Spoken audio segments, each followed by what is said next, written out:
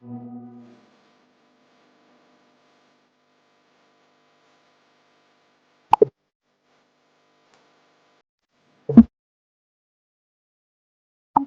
we start, A ka muna, A. What is an emergency kit? Injuries. An emergency kit is a collection of essential items, supplies designed to help you manage during unforeseen emergencies such as natural disaster, power outage, or other crises.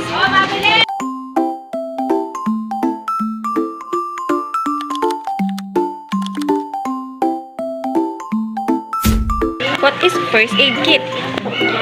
A one-stop first aid kit is crucial for treating minor injuries and illness. It should wipes, pain reliefs, and other essential medical supplies. Flashlight, candles, and battery-powered lanterns are essential for providing light during power outage. Include extra batteries. Personal hygiene.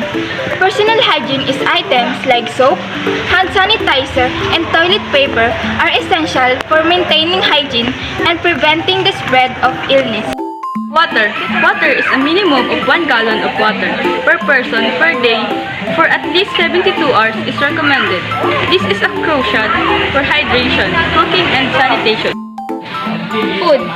Easy to prepare food items are essential for sustenance. Aim for a 3-day supply for evacuation in the 2 weeks supply per home. Warmth.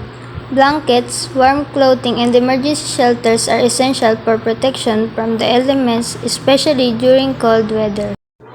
Communication. A hand crank or battery-operated radio is vital for staying informed about emergency updates and receiving instruction from authorities. What is the importance of having an emergency kit? So what is the importance of having an emergency kit?